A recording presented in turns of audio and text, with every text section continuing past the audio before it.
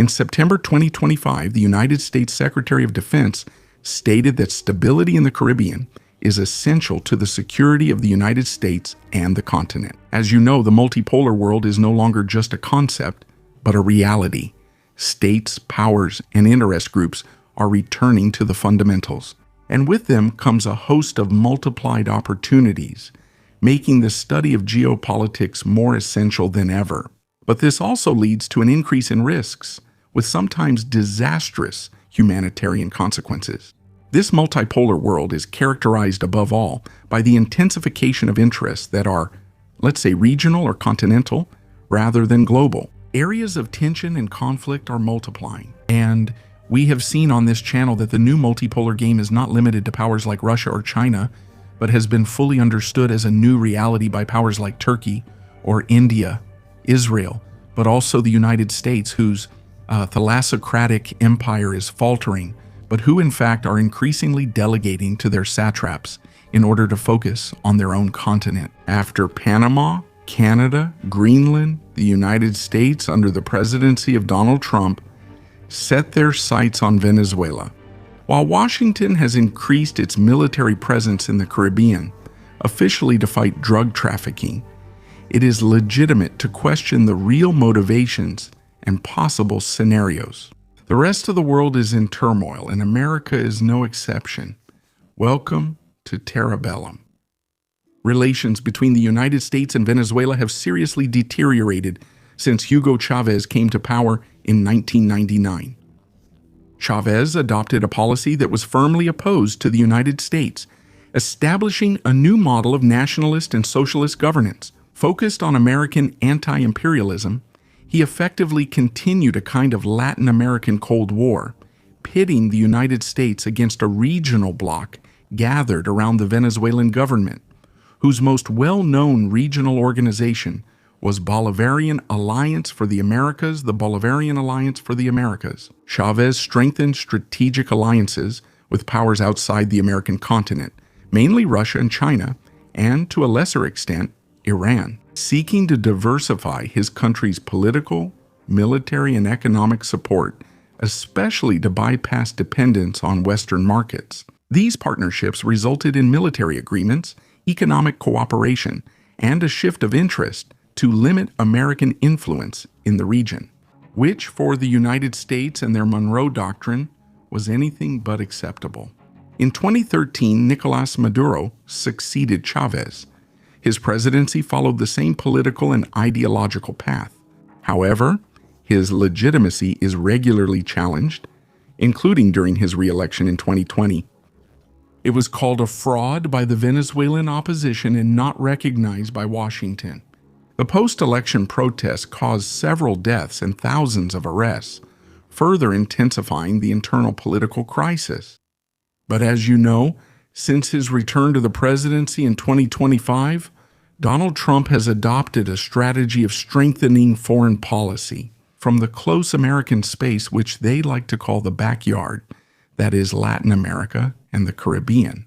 The objective is threefold: to contain foreign economic influence, mainly Chinese, to fight against drug trafficking that is plaguing the United States, and to exploit this space as much as possible to the advantage of the United States. Officially, Washington accuses Nicolás Maduro of being the head of the cartel of the Suns. Donald Trump put a price on his head, raising the reward for any information leading to his arrest from $15 to $50 million in August 2025. This firm stance is accompanied by a strict American embargo on Venezuelan oil, imposed in 2019 during Donald Trump's first term, depriving Caracas of its main source of foreign currency. The United States is also going further with an unprecedented show of military force in the Caribbean. 8 ships, a nuclear submarine, and nearly 4,500 military personnel, including 2,200 Marines, deployed in the region. These resources are obviously less massive than during the intervention in Iraq in 2003 or even in Panama in 1989. But this presence, officially justified by the fight against drug cartels, is seen in Caracas as a direct threat to Venezuelan sovereignty. And it pushed Maduro to mobilize and train a civilian militia of several million people in case of confrontation. So you see, it's a situation that gets very little media coverage here, but it's still extremely tense without denying the damage caused by drugs in the United States. My goal here is to provide analysis and therefore data. As you might expect, the analysis of recent data shows a much more nuanced reality of Venezuela. The 2025 World Drug Report from the United Nations almost completely refutes the idea of Venezuela being a narco-state. According to this report, Venezuela does not produce drugs, but is occasionally used as a transit zone. About 5% of Colombian cocaine is said to transit through Venezuela, compared to 87% that goes directly through Colombia, and much more through Central America, especially Guatemala. Also, Colombia is the main producer of drugs. It produces more than 70% of the world's cocaine, with Peru and Bolivia accounting for most of the remaining 30%. In addition to this international report, there are figures from Venezuelan Interior Minister A. The country reportedly seized about 60 tons of cocaine in 2025, the largest amount since 2010. These seizures are said to be the result of operations in the border region with Colombia, particularly in the states of Zulia and Táchira, where 15,000 soldiers have been deployed to fight trafficking. The minister also claims that Venezuela intercepts about 70 to 80% of the drugs passing through its territory.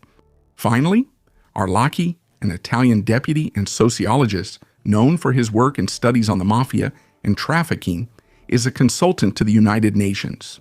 He also notes that Chavista Venezuela has always followed the Cuban communist model of fighting drugs, which was initiated by Fidel Castro himself. Venezuela as a narco-state is actually a myth. But on the other hand, my realism also acknowledges recent history, which has also shown that states with isolated power, suffering from repeated sanctions and lacking foreign currency, may resort to drug trafficking.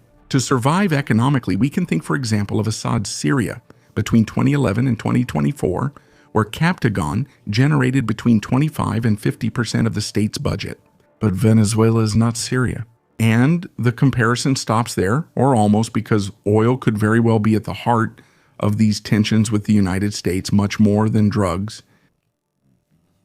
It has the largest proven reserves in the world, estimated at around 300 billion barrels, which is 18% of the world's reserves, far surpassing those of Saudi Arabia and its 266 billion barrels. The problem is that the country's oil production has suffered greatly from United States sanctions, a lack of infrastructure, technology, and poor internal management, which continues to cause a deep economic crisis. The plundering of resources seems as old as the world, but it has never stopped. And let's say that in this multipolar world, it's better, and Donald Trump understood this well, to have a good oil well and advanced strategic industries. Rather than an army of communication consultants, oil remains a major geopolitical weapon, even in 2025. We are in a good position to see this in Europe, since we are heading toward an almost total dependence on American energy. The United States is trying to limit its competitors' access, especially China and Russia, to Venezuelan energy resources. These powers have increased their investments in trade with Venezuela, which is a thorn in the side of American dominance in the region. We're going back to basics. Geography and resources determine the flows, which determine the balance of power, and the measures taken to secure them, which then determine tensions and conflicts. Now let's sum it up. The deployed American forces include the attack submarine United States ship Newport and several F-35 stealth fighter jets stationed mainly at the port. The future will tell whether this is an offensive or deterrent posture. As long as they are not increased, this posture seems mainly deterrent.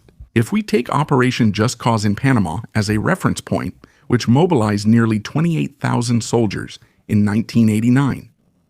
In any case, it is accompanied by Donald Trump's stated willingness to intervene militarily in the event of a direct threat, especially against Venezuelan air and naval transports considered hostile. And of course, the goal is also to secure the Caribbean. At the same time, the United States continues targeted strikes against boats suspected of drug trafficking, but these actions mainly serve as a warning. On the other side, Venezuela is relying on popular resilience, its militias, and international alliances to counter a conventional attack. Let's be clear, if the United States decides to intervene, the task for Caracas will be far from easy. Strategically, Washington has several options, from simple diplomatic pressure to covert support for the local opposition, as well as limited or major military intervention. The key factor remains whether or not the United States can maintain international support, especially in Latin America, where many countries have been denouncing the interventionist policy of the United States for more than a century. For example, I refer you to our video about Panama. Several questions arise to better understand this crisis's future. First of all, to what extent could Venezuela's national defense, which relies on a weakened army but strong civilian mobilization, deter an American intervention? Knowing its limits, Venezuela launched a large-scale civilian mobilization with the creation of a paramilitary militia that now reportedly numbers around 4.5 million members. These militiamen are trained by the army in asymmetric warfare tactics. The goal is to turn any American intervention into a prolonged and costly conflict. This system, while lacking the means of a powerful conventional army, is the only real deterrent leverage Caracas has. Secondly, how much weight will economic pressures, through sanctions and embargoes, continue to carry in the face of the strategic interest in oil and the pursuit of regime change in Venezuela? A military confrontation could disrupt oil production, causing instability in global markets. Washington could take a risky approach, as geopolitics is more than ever in an offensive phase. Finally, how will the international dynamic, especially the Sino-Russian competition with the United States, influence the room for maneuver on each side? We can't talk about Venezuela without mentioning the war in Ukraine, the war in the Middle East, and the rivalry between the United States and China. Russia and China have few resources to dedicate to the outright protection of Venezuela. It remains to be seen what stance Donald Trump wants to take. This is about diplomacy between major powers and, cynically, the deals that major powers are willing to make regarding the smaller ones. One example is after the sanctions that Donald Trump enacted at the beginning of the year against the Venezuelan oil sector by suspending Chevron's operations and then reauthorizing them. In July 2025, it was Russia that replaced the supply of naphtha needed for processing the oil produced in Venezuela. So then, is Nicolas Maduro the king of the cartel of the suns, or a pillar of anti-imperialism in Latin America, or maybe a bit of both at the same time? What about potential sabotage of energy infrastructure, or the development of a real hybrid war that wouldn't be called as such, but whose consequences would be clearly visible? If this conflict breaks out, it wouldn't just be a binary confrontation, but a multi-dimensional interaction involving hybrid warfare, intense diplomacy, and global diplomacy, as well as local competition and economic competition. In a global context, as you can see, the complexity of United States-Venezuela relations is now embodied in a precarious balance where every action can profoundly change not only the regional order, but also the international one. The military deployment should not be analyzed in isolation, but within the framework of a global multipolar rivalry. Between direct intervention, prolonged economic warfare, and a difficult diplomatic resolution, the scenario remains open and vigilance is required. From Europe to the Middle East, through Africa and Asia, America is no exception to the rule. Welcome to the multipolar world. I hope this summary on the tense situation between the United States and Venezuela was helpful to you. Do you think Washington is heading toward an operation in Latin America? We're waiting for your feedback in the comments, and I think we haven't heard the last about Venezuela.